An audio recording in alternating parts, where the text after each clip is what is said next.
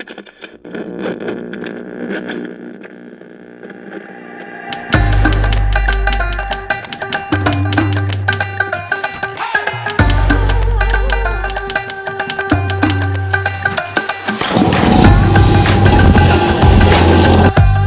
when we talk about India's iconic motorcycles, iconic two-wheelers, what comes to your mind? Well, for me, it's the Bajaj Chetak. This is one of the most iconic automobiles in the Indian automobile history. And let's take a look why and what this scooter has that makes it so special. Welcome to Drive Spark. My name is Vedant Jouhari and this is the Bajaj Chetak. Jamnalal Bajaj in 1945 founded the company Bajaj, and they were mainly into importing two-wheelers and three-wheelers. For example, the Vespa, that was one of their two-wheelers that they imported to the Indian market. And here we have the Bajaj Chetak. This is the first Indian-made two-wheeler of Bajaj, and it's clearly inspired by the Vespa design. They took all the legal rights required for it and they came up with this very unique design now, which honestly brings us back to old India and the old forms of traveling from one place to another.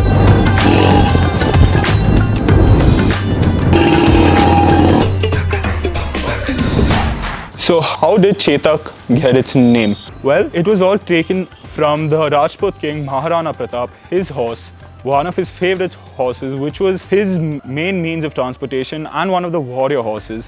And the horse's name was Chetak also. So Bajaj just took the name from there and put it on the scooter to suit the name, as it was one of the main means of transportation. In the Indian market, before the Chetak, we had the Bullet and the Rajdoot, but those were too expensive for middle-class families to own. The middle-class families had to rely a lot on public transport, bicycles, and finding their own means to go to wherever they had to. But with the launch of the Bajaj Chetak, everything was so much easier for them, as they had vehicle for themselves in their price range, which was super convenient to use. The Chetak comes with ample storage space in the front and on the side, so keeping your personal belongings and everything was a whole lot easier than just carrying it. As this was a scooter for the middle class families, they had to do anything they could to actually travel. At the end of the day, it is a scooter, so the amount of space is restricted. However, some Indian families could manage up to 4 or 5 people on this scooter comfortably. And for that, it was, as I said, one of the most convenient launches in the market for the middle class family. So the Chetak, once it was launched in the Indian market, was a huge hit. Honestly, redefined the Indian two-wheeler segment. And that's because Bajaj focused mainly on the build quality of the scooter, on the suspension setup, because at that time, Indian roads were really not good. In 2023, we see now the roads in some places can still do with a lot of improvement. And so you can just imagine earlier on in the days, in the early 2000s, the late 1900s, what the conditions could have been. But the Chetak could honestly tackle anything in its path, even the most bumpiest of surfaces. As the Chetak was a huge hit in the industry, Hero Honda and Yamaha came up with their models to rival the Chetak. They came up with the Yamaha came out with the RX100 and Hero Honda came up with the CD100 and the CD125. Bajaj, as they didn't have a motorcycle under their segment, what they did was release 2 motorcycles to rival what Hero and Yamaha just released.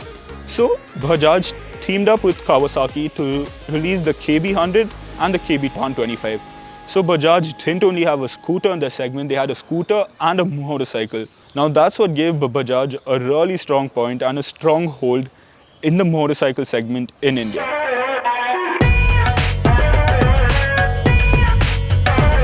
So one more super interesting story on the Bajaj Chetak. Earlier in the days, this scooter was used as a form of dowry in Indian marriages. As in, the scooter was given to the husband's side of the family as a gift due to its convenience, due to the practicality of the scooter. Due to this, the waiting period of the Chetak was increased to years and years. So Indian families would honestly prioritize the Chetak over the weddings and postpone the weddings just so that the scooter could be given as the dowry. Now that was the respect this scooter had in the segment and among most of the people in India. So now when we look at the Chetak, we see a very unique design. Inspired by the Italian Vespa Sprint, this scooter gets the round headlamps, the flattened body panels as you see in those scooters. One super interesting thing, which was a huge hit in the industry back then, was the gear lever. Firstly, a gear lever on a scooter is not common nowadays. And secondly, everything is controlled from here. From the clutch to selecting your gear, all you have to do is up for one and rest is all down. First, 2, 3 and 4. This scooter only comes with 4 gears and has a top speed of 90 kilometers per hour. It's powered by a 145cc two-stroke engine that produces around 7.5 horsepower and 10.8 Newton meters of torque. It was quite a quick thing for that time. Also, in terms of convenience, we have storage space in the front of the scooter and on the side of the scooter. Located where our feet will be, we also have the rear brakes over here. On motorcycles, we have it on the foot peg, but here it's pretty much the same but on a scooter design. The two-stroke version of the Chetak was on sale from 1972 till 2001, and from 2002 to 2006 they sold the four-stroke version of the Chetak. But honestly, the real feel and the uniqueness of the scooter comes from the two-stroke engines that was in production for almost 30 years. So after the mid-90s, the popularity of the Chetak significantly dropped due to the fact that various other manufacturers were launching the automatic scooters in the market. As practicality and convenience was what people wanted, they opted for those scooters.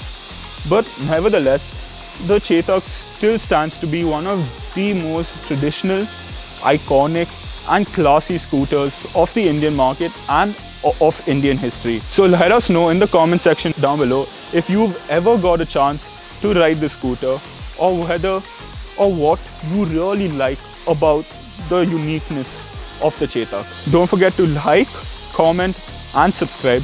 My name is Vedant Jouhari, signing out.